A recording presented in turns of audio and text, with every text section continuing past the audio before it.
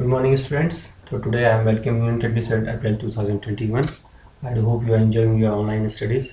So today we are covering communication chapter and the elements of communication. Basically, these are the 8 communication elements. First comes sender or receiver. Sender or messenger. Sender is the person who is sending the message. जो इस process को start करता है उसे हम sender या messengers कहते हैं. जैसे आप कम्युनिकेशन प्रोसेस में जो संवाद आपके द्वारा शुरू हुआ, the communication is started from your side, it is known as sender. तो you will be known as sender और मैसेंजर, क्योंकि आपने उस चीज़ को शुरू किया. नेक्स्ट कम आइडिया और information. Okay, the thought which came in your mind and you are sharing in the form of an idea. Okay, जो भी विचार आपके मन में आया जो आप शेयर कर रहे हैं इन्फॉर्मेशन को, that is known as idea और information.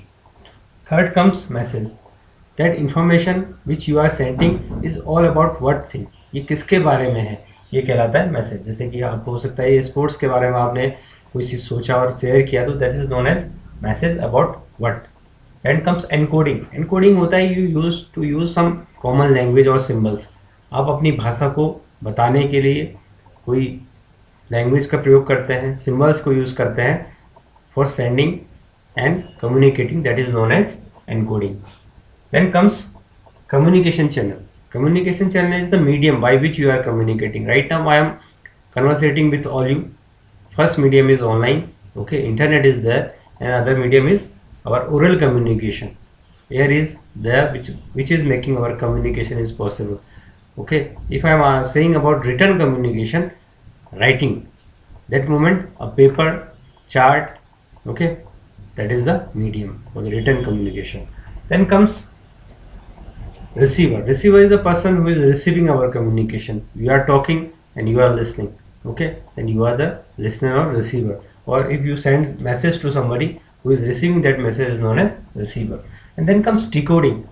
Decoding means to understand the message which have been sent by you. Like आपने एक लैंग्वेज में कोई मैसेज किया, अगर सामने वाला उस लैंग्वेज को जानता ही नहीं है तो आपका मैसेज वो डिकोड नहीं कर पाया है. तो डिकोड का मतलब है to understand the message which have been send by you. आपके द्वारा भेजे गए मैसेज को समझना ही डिकोडिंग कहलाता है. Then comes feedback. How much you have understand. Like मैं आपको पढ़ा रहा हूँ, आप कितना समझे. The feedback, if I ask the question from you, the answer which I am getting is will be a feedback. सामने वाला कितना किसी चीज़ को समझता है वो क्या कहलाता है, फीडबैक कहलाता है. Then comes perspectives in communications. What are the perspectives in communications. Perspective is communication which focuses on the way message or delivered through the individual or groups. Perspectives होता है कि संवाद के परिप्रेक्ष्य में कम्युनिकेशन के बारे में.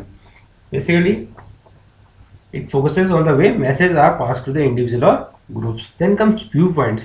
Viewpoints हिंदी में अगर आप कहेंगे तो दृष्टिकोण, because this is your viewpoint which affects our social, political, cultural issues. क्योंकि आपका दृष्टिकोण जो आपकी सोच है किसी भी चीज़ के बारे में, तो आप उसी हिसाब से किसी चीज़ का आकलन करते हैं. ठीक है. How view points and practices come in effect. View points जो हमारा दृष्टिकोण है ये कैसे हमारी प्रैक्टिस में बनता है, कैसे होता है. This comes through it created through the language and symbols and message construction. जो हम जिस भाषा में हम पढ़ रहे हैं, बोल रहे हैं, सीख रहे हैं, उसी के अनुरूप हम सोचते हैं, अपने मैसेज को क्रिएट करते हैं और वैसा ही हमारा संवाद रहता है. देन देयर डिस्ट्रीब्यूशन, वो कैसे आगे बढ़ रहा है सोसाइटी में, ऑर्गेनाइजेशन में, ठीक है, गैदरिंग में. This all develop through the view points. तो व्यू पॉइंट्स इस तरीके से हमारा जो दृष्टिकोण है वो इन चीज़ों से बनता है. Then comes what is the advantage of view points. Like if you are having very clear vision, okay, viewpoints, then you can discuss the issue which is related to nation international issues, as either it is political, social, economical, health issues. तो हमारा दृष्टिकोण किसी चीज़ की समझ क्या करता है कि हमारे अपने देश विदेश के मुद्दे हैं, ये चीज़ों को समझने की, उनको बताने की एक हमें क्या देता है, काबिलियत पैदा करता है, you can say. Okay. Then comes mental block.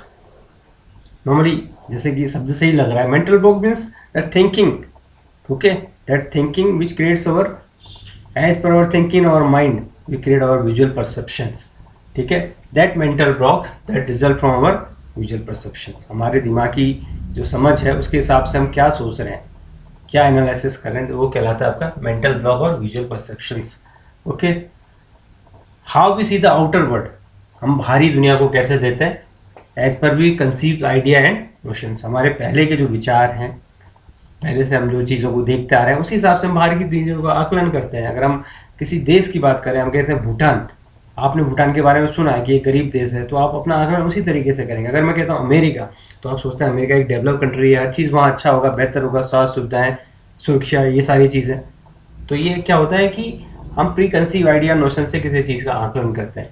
तो ये कैसे हमारे कम्युनिकेशन में अफेक्ट करता है, ये अफेक्ट करता है because whenever we are communicating, okay, what is the steps, we are sending some message as per our previous knowledge, as per our facts, then the person who is receiving, he is also analyzing as per his knowledge, he is introspecting, analyzing message as per his or her knowledge. The same way we are communicating as per our knowledge or views. So this way our mental block creates things और platform for conversation. तो अगर आप किसी चीज़ को जानना समझना और उसमें अच्छा संवाद करना चाहते हैं, तो आपको उसमें क्या होगा, ज़्यादा तथ्यों को जानना होगा, पढ़ना होगा और नॉलेज को बढ़ाना होगा. In the same way our communication process is going on right now. I do hope you are understanding what I want to say and share with you all. Okay, so these are the points which we have covered. First thing is elements of communications, perspectives in communication, and visual perceptions. Okay, so just go through your book and textbook and write down all these things which I have explained to you.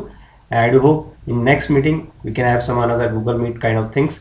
Then we can discuss question answer session also. Okay, have a nice day. Enjoy your study. Thank you.